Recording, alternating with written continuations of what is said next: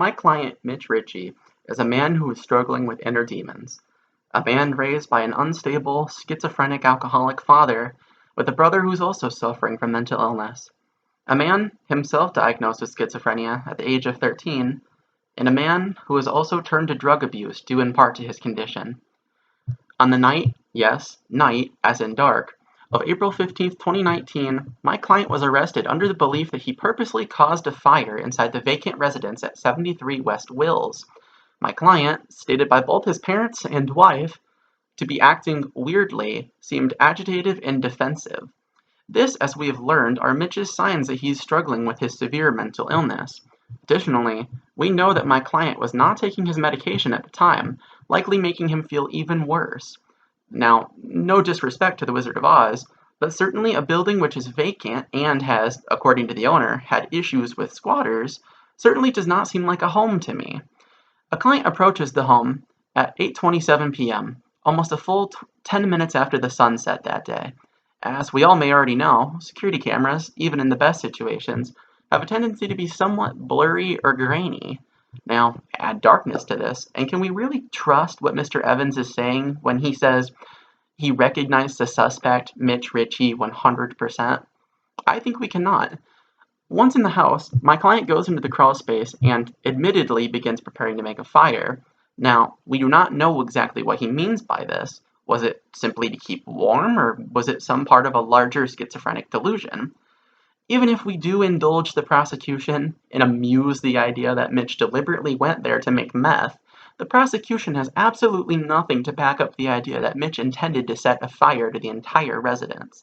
And to go further, Mitch has never attempted to sell meth and has never shown intentions of distributing meth. He has only ever made meth for himself. Additionally, the prosecution has never shown any proof of whether my client was actually the one using the laptop when searching meth-making materials. With no intent on establishing this, it could have been anyone who used the laptop, and simply because Mitch has a history, it's assumed to be him. Now, you know what they say about assuming, men and women of the jury. My client admitted that he has been so profoundly ill with delusions and hallucinations in the past that he has been hospitalized for over a month.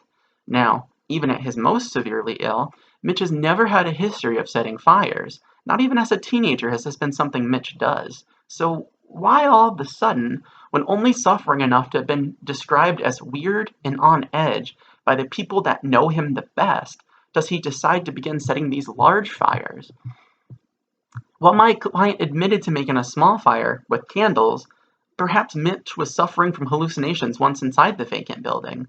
He simply doesn't have an accurate idea of what actually happened after setting the fire. Or maybe a man who, when asked if he is a pyromaniac, calmly and amusedly says, "Oh, I am. I definitely am." Throughout this entire testimony, Mr. Lane Smith does nothing but brag of his obsessive love of fire.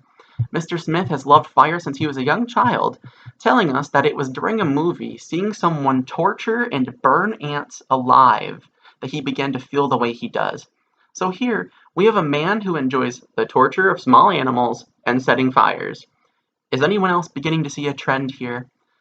While my client also suffers from mental illness, he attempts to live his life normally and lawfully, only occasionally slipping up when his mental illness and addiction becomes too much for him to bear. With Mr. Smith, we have someone who shows little to no emotion other than his love for fire, and who is openly describing his twisted love of destruction, and who is walking among us. He even lives in the same trailer park where all three fires took place. Mr. Smith has no alibi for where he was that night, saying that he was eating dinner with his mother when he heard that his police scanner saying that there was a fire nearby. Mr. Smith admits that he listens to police activities only so that he can see fires. It admits traveling to the scene of the first fire. And this is only what he's willing to tell us. With no actual alibi, the words of a self-described pyromaniac are the only things keeping us from deciding that he started the fires himself. After potentially starting the initial fire, he very well could have become driven by the desire to create more destruction, leading to him setting the next two blazes. After all, is it too unlikely that our fire-themed social media page running friend, Mr. Smith, who could have not already been injured from a previous fire that he sets? Finally, Mr. Smith admits that he wants to someday become a fire investigator. Hmm, perhaps so that he can cover his tracks with his own fires? To conclude, this is a trial of convenience, men and women of the jury. The state has someone that they've had issues with, and that property owners in his neighborhood have had issues with, and they just want to put him away. To them, it makes little difference why a habitually peaceful man who has only ever struggled with severe mental illness for most of his life and been on the wrong side of the law for personal meth use would want to start a house fire, and then another, and then another. He is simply a problem to be eliminated to them, thrown in jail without a second thought.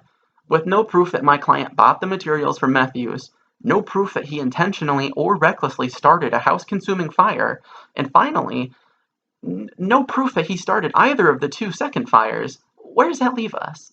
I'll tell you, with an enthusiastic pyromaniac with nothing better to do and nowhere else to be. Thank you.